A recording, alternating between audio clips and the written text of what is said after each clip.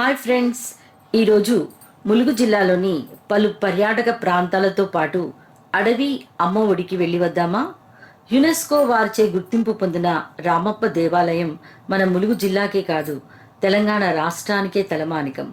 కాకతీయుల ముద్దుబిడ్డ రాణి రుద్రమాదేవి కళాభిరుచికి నిలువెత్తు నిదర్శనం రామప్ప. ఈ ఆలయం ప్రత్యేకత ఏంటంటే, దీన్ని నిర్మించడానికి ఉపయోగించిన ఇటుకలు నీటిలో తేలుతాయి తెలుసా? మండపంలోని నంది ఎటువైపు నుంచి చూసినా మననే చూస్తున్నట్లుంటుంది. ప్రతి శివరాత్రి ఈ శివాలయంలో చేసే పేరుని నృత్యం అపురూపం. ఆలయ ద్వారంలో ఉన్న శిల్పాన్ని మీటితే సరిగమలు పలుకుతాయి. ఇక శిల్పాల లావణ్యం చూడండి, ఎంత అద్భుతంగా ఉందో. ఒక కవి తన చెల్లి సౌందర్యాన్ని పొగుడుతూ ఏమన్నారో తెలుసా?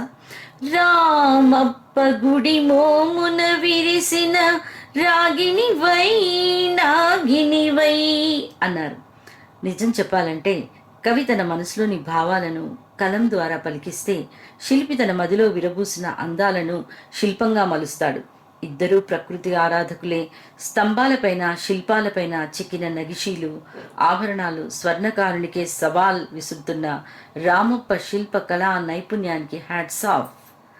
ఆనాడు శిల్పి రామప్ప కాకతీయులకు ఇచ్చిన అపురూప కానుక నేడు ప్రపంచ స్థాయిలో ఇంతటి గుర్తింపు పొందిన కళాఖండమైంది. నిజంగా రామప్ప జన్మ ధన్యం. ఇక ములుగువాసులు కూడా ధన్యజీవులే. ఇక చల్వాయికి కుడివైపుకు వెళ్తే లక్నవరం సరస్సు, చుట్టూ కొండలు, అడవి మధ్య ఎప్పటికీ జలకలతో మురిసిపోయే సరస్సు అందాలు చూస్తుంటే చూడాలి అనిపించే ప్రకృతి.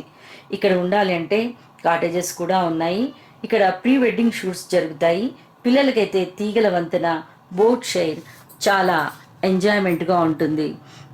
ఇక పస్రా ఎడమవైపు ఆచుగుండా వెళ్తే ఆసియా ఖండంలోనే అతిపెద్ద జాతర వనదేవతలు సమ్మక్క సారలమ్మ జాతర. జాతర సమయంలోనైతే మొక్కులు తీర్చుకోవడానికి ఇసుకేస్తే రానంత జనంతో అడవంతా జనారణ్యం అవుతుంది. ఇక మనం తాడ్వాయి ఆర్చ్ ద్వారా అడవికి వచ్చాం. ఇక్కడ నుంచి ఏటూరు నాగారం క్రాస్ నుంచి ఎడమ వైపుకు వెళ్తే బొగత జలపాతం చాలా అందంగా ఉంటుంది. ఆషాఢం శ్రావణం అంతా పర్యాటకులతో కోలాహలంగా ఉంటుంది. ముందుకు వెళ్తే మల్లూరు. ఇక్కడ లక్ష్మీ నరసింహస్వామి స్వయంభూ స్వామి వారి శరీరాన్ని తాకితే మన శరీరం లాగే ఉంటుంది. ఇక చింతామణి వాటర్ మూలికా ప్రవాహంలో వచ్చింది కాబట్టి వాటికి ఎన్నో రోగాలు నయం చేసే మెడిసిన్గా పనిచేస్తుందని నమ్మకం.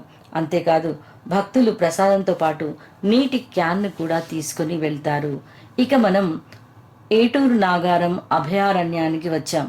ఇక్కడ కాసేపు రెస్ట్ తీసుకొని ఏదైనా తిని వెళ్దాం. అడవి టూర్ ఎలా ఉంది?